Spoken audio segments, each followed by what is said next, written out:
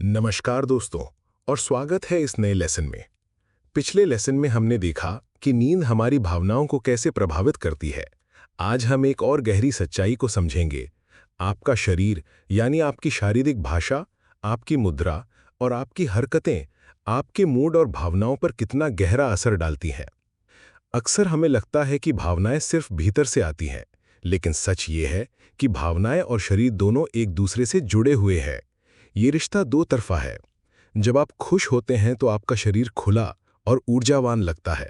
आप मुस्कुराते हैं, सीना चौड़ा हो जाता है, आवाज में आत्मविश्वास आता है।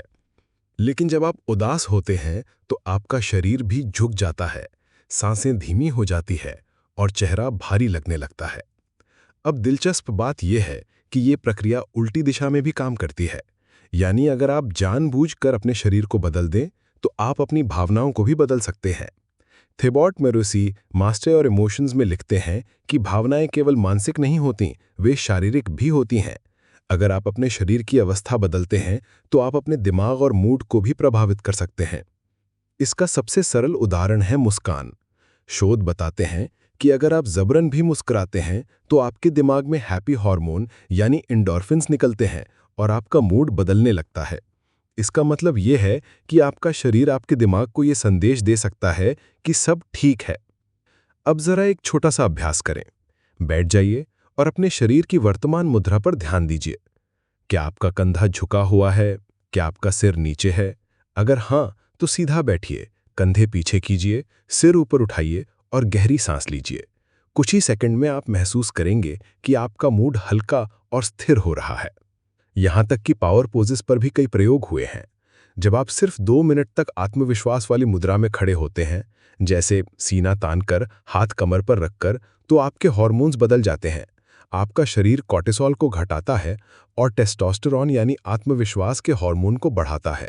यानी आप सचमुच आत्मविश्वास महसूस करने लगते हैं। इसका मतलब है कि अगली बार जब आप खुद को उदास, तनावग्रस्त या डरे हुए महसूस करें तो आप अपने शरीर को बदलिए।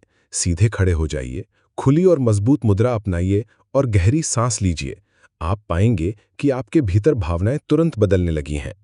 तो आज का छोटा असाइनमेंट यही है कि जब भी आप किसी नकारात्मक भावना में फंसें तो अपने शरीर पर ध्यान दीजिए, उसे बदलिए और देखिए कि आपका मूड कैसे बदलता है। आप चाहें तो हर सुबह 2 मिनट के लिए पावर पोज करके दिन की शुरुआत करें। तो दोस्तों, इस लेसन का सार यही है कि भावनाएं और शरीर एक दूसरे से गहराई से जुड़े हैं। अगर भावनाएं आपके शरीर को बदल सकती हैं तो आपका शरीर भी आपकी भावनाओं को बदल सकता है। फर्क सिर्फ इस बात का है कि आप इसे जागरूक होकर इस्तेमाल करें। अगले लेसन में हम देखेंगे कि हमारे विचार यानी हमारी सोच हमारी भावनाओं को कैसे प्रभावित करती है और क्यों कभी-कभी एक ही परिस्थिति अलग-अलग लोगों के लिए अलग-अलग भावनाएं पैदा करती है।